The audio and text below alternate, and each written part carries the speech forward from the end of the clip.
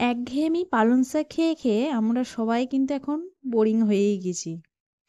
আর এই বোরিংটাকে কাটানোর জন্যই আমি চলে এসেছি একটা নতুন ধরনের পালং শাকের রেসিপি নিয়ে। এই রেসিপিটা আপনারা কিন্তু একবার বানালে বারবার বানিয়ে খেতে চাইবেন। তাই আজ আমি আপনাদের সঙ্গে সম্পূর্ণ আলাদা এবং ভিন্ন স্বাদের পালং শাকের রেসিপি শেয়ার করব।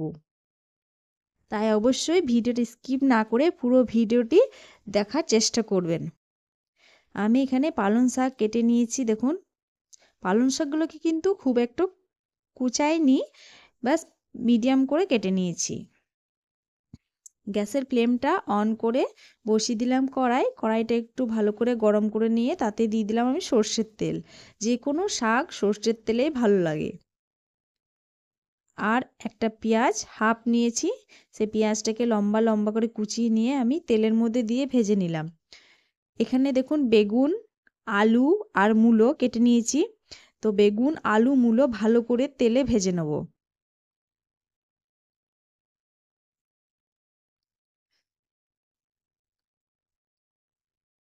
এবার আমি একটু হলুদ দিয়ে দিলাম।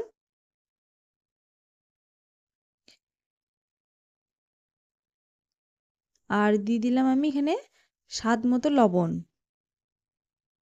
এখানে একটু লবণের পরিমাণটা আমি কমই দিলাম। আর পালং শাকটা আমি যখন দেব তখন যেহেতু পরিমাণটা কমেই যাবে, তাই একটু শাকের ক্ষেত্রে একটু লবণটা কম করে দিলেই ভালো লাগে খেতে।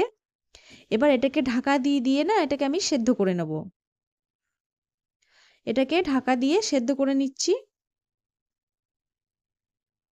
মাঝে মাঝে একবার এইভাবে ঢাকনা তুলে ভালো করে এগুলোকে নাড়াচাড়া করে নিতে হবে। আর ওপর থেকে আমি কিছুটা সর্ষের তেল ছড়িয়ে দিলাম। নমস্কার, আমি প্রিয়াঙ্কা। প্রিয়াঙ্কার হোম ক্রিয়েশনে আপনাদের সকলকে স্বাগত জানাই। আর এভাবে একবার করে চেক করে দেখে নিচ্ছি যে আলুগুলো সেদ্ধ হয়েছে কিনা। তো আলুগুলো এখনো সম্পূর্ণ সেদ্ধ হয়নি, এখনো টাইম লাগবে। তাই যতক্ষণ পর্যন্ত না আলুগুলো সেদ্ধ হচ্ছে এটাকে একটু ঢাকা দিয়ে দিয়ে সেদ্ধ করে নিতে হবে।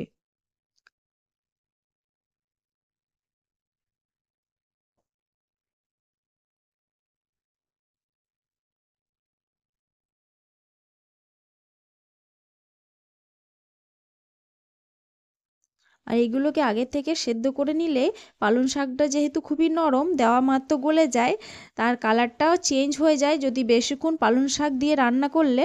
তাই আগে সবজিগুলোকে ভালো করে ভেজে নিয়ে তারপর এবার পালং শাকটাকে এর মধ্যে আমি দিয়ে দিলাম।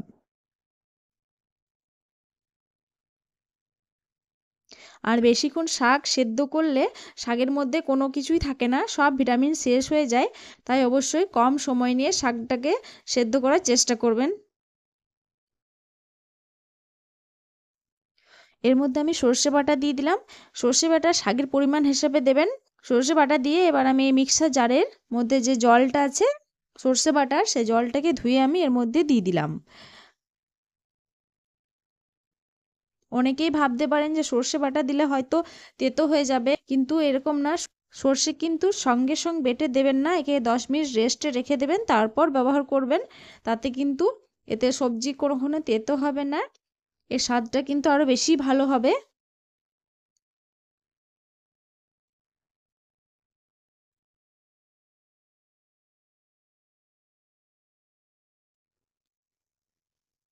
আমার চ্যানেলে আরও নতুন নতুন রেসিপি দেখার জন্য আপনাদেরকে চ্যানেলের আই বাটন বা ডেসক্রিপশন বক্স ফলো করে নিতে হবে। হাফ কাপ পরিমাণ একটু জল দিয়ে দিলাম, যেহেতু এটা কষানো হয়ে গিয়েছে। আর আমি তো আপনাদেরকে বললাম শাক বেশি কষাতে নেই। এবার গ্যাসের ফ্লেমটা লোতে রেখে আমি একটা থালা ঢাকা দিয়ে রেখে দিলাম।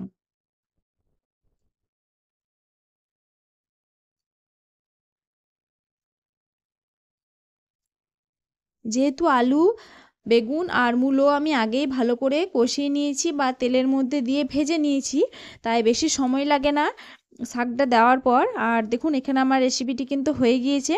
যে এক্সট্রা জলটা আছে এটাকে একটু টানিয়ে নেব।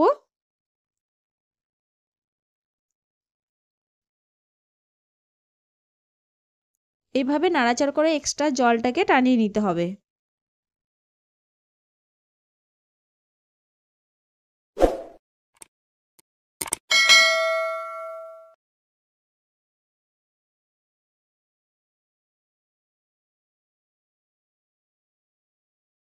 আর এই পালং শাক দিয়ে আমরা তো অনেকেই অনেকভাবে রেসিপি বানিয়ে খাই। তো একবার এইভাবে বাড়িতে ট্রাই করা যেতেই পারে। তো বাড়িতে অবশ্যই একবার ট্রাই করে দেখবেন যে এই রেসিপিটি কেমন লাগছে। আশা করছি আপনাদের ভালো লাগবে। যে পালং শাক খেতে পছন্দ করেন না সেও মনে হয় এই রেসিপিটি থাকলে 1 প্লেট ভাত নিমেষেই শেষ করে ফেলবেন। তাই অবশ্যই একবার এই রেসিপিটা বাড়িতে ট্রাই করে দেখুন আর আমাকে কমেন্টের মাধ্যমে জানান যে এই রেসিপিটা আপনাদের কেমন লেগেছে।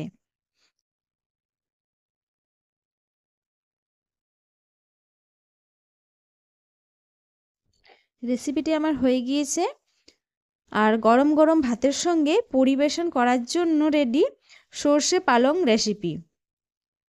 আজকের রেসিপি আপনাদের কেমন লাগলো অবশ্যই কমেন্টের মাধ্যমে জানাবেন আর ভালো লাগলে একটা লাইক দিয়ে প্রিয়জনদের সঙ্গে বেশি বেশি করে শেয়ার করবেন। ভালো থাকবেন, সুস্থ থাকবেন। দেখা হবে নেক্সট ভিডিওতে নতুন একটা রেসিপি নিয়ে। ধন্যবাদ।